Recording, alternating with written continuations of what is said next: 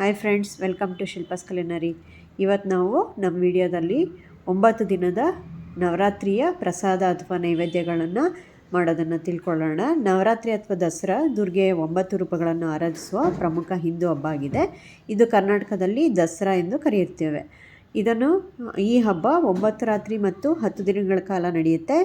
ಇದನ್ನು ಘಟಸ್ಥಾಪನೆ ಪ್ರಾರಂಭಿಸಿ ವಿಜಯದಶಮಿ ಎಂದು ವಿಜೃಂಭಣೆಯಿಂದ ಆಚರಿಸ್ತೀವಿ.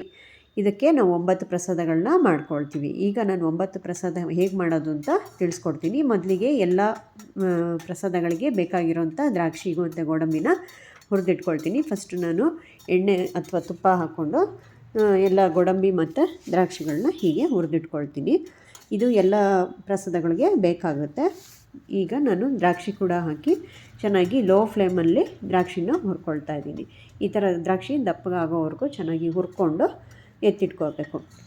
ಎಲ್ಲ ದ್ರಾಕ್ಷಿ ಮತ್ತು ಗೋಡಂಬಿನೆಲ್ಲ ಎತ್ತಿಟ್ಕೊಂಡ್ಮೇಲೆ ಮೊದಲನೇದು ಪ್ರಸಾದ ನಾವು ತಯಾರಿಸೋಣ. ನವರಾತ್ರಿಯ ಮೊದಲನೇ ದಿನ ಶೈಲಪುತ್ರಿ ಅಮ್ಮನವ್ರಿಗೆ ಕೇಸರಿ ಬಾತ್ ಅಥವಾ ಲಾಡುನ ಪ್ರಸಾದವಾಗಿ ಮಾಡ್ತಾರೆ ನೈವೇದ್ಯಕ್ಕೆ.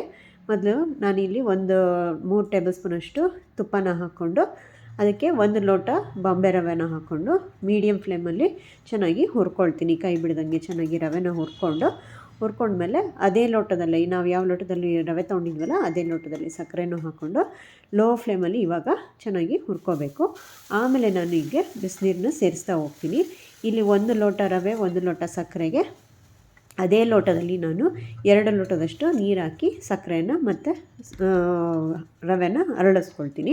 ಈಗೆಲ್ಲ ಚೆನ್ನಾಗಿ ಮೆಲ್ಟಾಗಿದೆ, ಸಕ್ಕರೆ ಎಲ್ಲ ಚೆನ್ನಾಗಿ ಕರಗಿದ ಮೇಲೆ ನಾವೀಗ ಬಣ್ಣನ ಸೇರಿಸ್ಕೊಳ್ತೀವಿ. ಕೇಸರಿ ಬಣ್ಣನ ಸೇರಿಸ್ಕೊಂಡು ಮತ್ತು ಕೈ ಆಡಬೇಕು. ಇದಿಷ್ಟು ಲೋ ಫ್ಲೇಮಲ್ಲೇ ನಾವು ಮಾಡ್ಕೋಬೇಕು.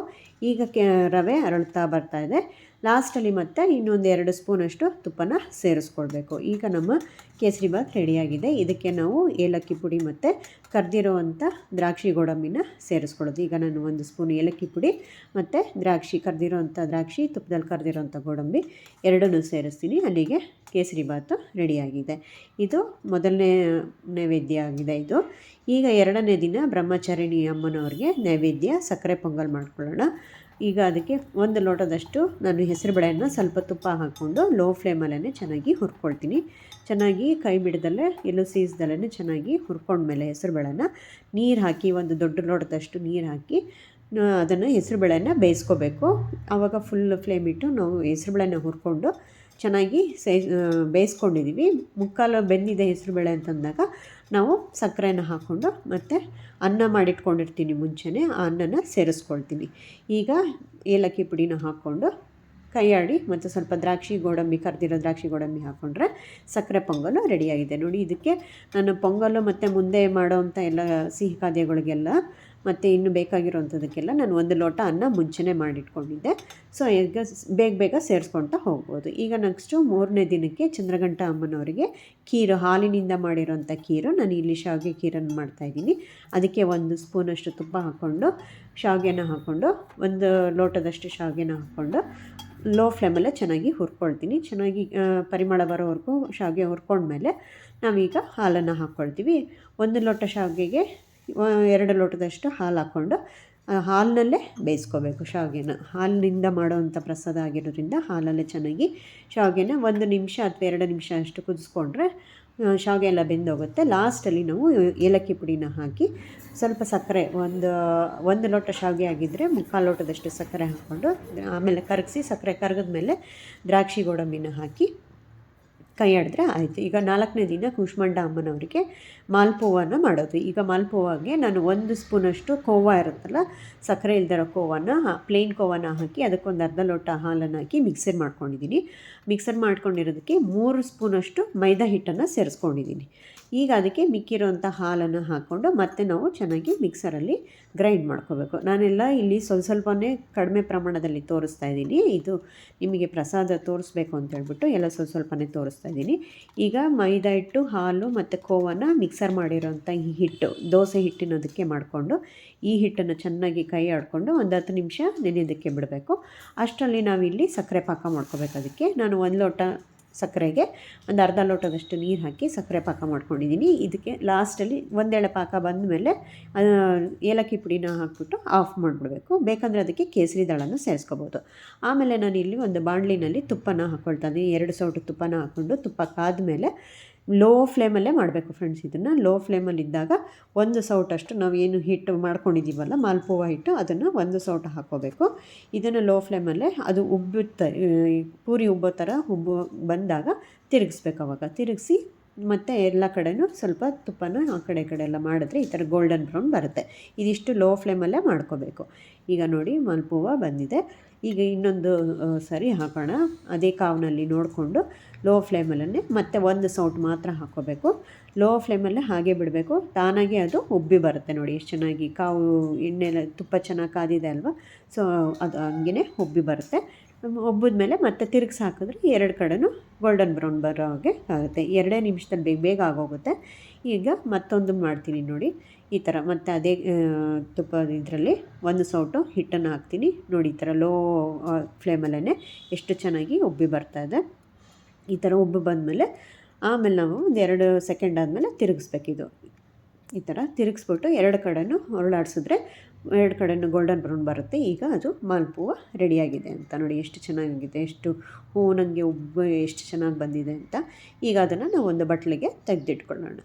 ಈಗ ನಾವು ಅದನ್ನು ಕರೆದಿರೋಂಥ ಈ ಮಾಲ್ಪುವನ ನಾವು ಸಕ್ಕರೆ ಪಾಕದಲ್ಲಿ 2 ನಿಮಿಷ ಮಾತ್ರ ಬಿಡಬೇಕು, ತುಂಬ ಹೊತ್ತೇನು ಬಿಡೋ ಹಾಗಿಲ್ಲ. ಇದಿಷ್ಟನ್ನು ನಾನು ಅದರೊಳಗೆ ಹಾಕಿ ಚೆನ್ನಾಗಿ 2 ಕಡೆನೂ ಸಕ್ಕರೆ ಪಾಕ ಕ್ಲೀನಾಗಿ ಹೀರ್ಕೋಬೇಕು. ಆ ಥರ 2 ಕಡೆನೂ ಹೀರೋ ಹಾಗೆ ಮಾಡಿಕೊಂಡು ಚೆನ್ನಾಗಿ 2 ಕಡೆನೂ ತಿರುಗಿಸ್ಕೋಬೇಕು. ಈ ಥರ ನೋಡಿ ಹಿಂಗೆ 2 ಕಡೆನೂ ತಿರುಗಿಸ್ಕೊಂಡ್ಮೇಲೆ ಸಕ್ಕರೆ ಪಾಕ ಚೆನ್ನಾಗಿ ಅದೆಲ್ಲ ಹೀರ್ಕೊಳ್ಳುತ್ತೆ. ಆಮೇಲೆ ನಾವು ಅದನ್ನು ಒಂದು ತಟ್ಟೆಗೆ ತೆಗೆದಿಟ್ಕೋಬೇಕು. ನೋಡಿ ಈಗ ಒಂದು ಸೌಟು ಸಹಾಯದಲ್ಲಿ 3 ತೆಗೆದಿಟ್ಕೊಂಡು ಎಕ್ಸ್ಟ್ರಾ ಏನಾರು ನಿಮಗೆ ಇದು ಸಕ್ಕರೆ ಪಾಕ ಜಾಸ್ತಿ ಅನಿಸಿದ್ರೆ ಅದನ್ನು ತೆಗೆದ್ಬಿಟ್ಟು ಹಾಗೇನೂ ತಿನ್ಬೋದು, ಇಲ್ಲ ಮತ್ತೆ ಬೇಕಂದರೆ ಮೇಲೆ ಹಾಕ್ಕೊಂಡು ತಿನ್ಬೋದು.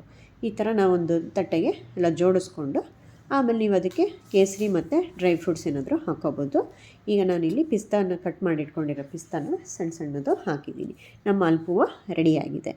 ಈಗ ನೆಕ್ಸ್ಟು ಡೇ 5 ಅಂದರೆ ಸ್ಕಂದಮಾತಾ ಅಮ್ಮನವರಿಗೆ ನೈವೇದ್ಯ ಬಾಳೆಹಣ್ಣಿಂದ ಮಾಡಬೇಕು. ಬಾಳೆಹಣ್ಣಾದರೂ ಮಾಡ್ಬೋದು ಅಥವಾ ಬಾಳೆಹಣ್ಣಿಂದ ಮಾಡಿರೋ ರಸಾಯನ ಮಾಡ್ತಾಯಿದ್ದೀನಿ. ಬಾಳೆಹಣ್ಣು ಕಟ್ ಮಾಡಿ ಅದಕ್ಕೆ ನಾನು ಕಲ್ಸಕ್ಕರೆನ ಹಾಕಿ ಕಾಯಿ ತುರಿ ಮತ್ತು ಜೇನುತುಪ್ಪನ ಹಾಕಿ ಚೆನ್ನಾಗಿ ಕೈಯಾಡಿ ಲಾಸ್ಟಲ್ಲಿ ಸ್ವಲ್ಪ ದಾಳಿಂಬೆ ಕಾಳನ್ನ ಹಾಕಿದ್ದೀನಿ. ಈಗ 7ನೇ ದಿನಕ್ಕೆ ಕಾಲರಾತ್ರಿ ಅಮ್ಮ ಅವರಿಗೆ ನಾನು ಈಗ ಬೆಲ್ಲದಿಂದ ಮಾಡಿರೋವಂಥದ್ದು ಗುಡಾನ 1 ಲೋಟದಷ್ಟು ಬೆಲ್ಲನ ತುಪ್ಪ ಹಾಕಿ ಕರಗ್ಸೋಕೆ ಇಟ್ಕೊಂಡು, ಬೆಲ್ಲ ಕರಗದ ಮೇಲೆ ನಾವು ಅನ್ನ ಮಾಡಿಟ್ಕೊಂಡಿದ್ವಲ್ಲ ಅದೊಂದು ಬಟ್ಲ ಹಾಕಿ ಚೆನ್ನಾಗಿ ಕೈಯಾಡಿ ಲಾಸ್ಟಲ್ಲಿ ಕೊಬ್ಬರಿ ತುರಿ ಮತ್ತು ಕರ್ದಿರೋಂಥ ಗೋಡಂಬಿ ದ್ರಾಕ್ಷಿನ ಸೇರಿಸ್ಕೊಂಡ್ರೆ ಗುಡಾನ ರೆಡಿ. ಈಗ 8ನೇ ದಿನಕ್ಕೆ ಮಹಾಗೌರಿ ಅಮ್ಮನವರಿಗೆ ನೈವೇದ್ಯ ಕಾಯಿಂದ ಮಾಡಿರೋಂಥದ್ದು, ತೆಂಗಿನಕಾಯಿನಾರ ನೈವೇದ್ಯ ಮಾಡ್ಬೋದು, ಇಲ್ಲ ಕಾಯಿಂದ ಮಾಡಿರೋಂಥ ಕಾಯಿ ಅನ್ನ, ಕೊಬ್ಬರಿ ಅನ್ನ ಅಂತ ಹೇಳ್ತಾರಲ್ಲ ಅದು.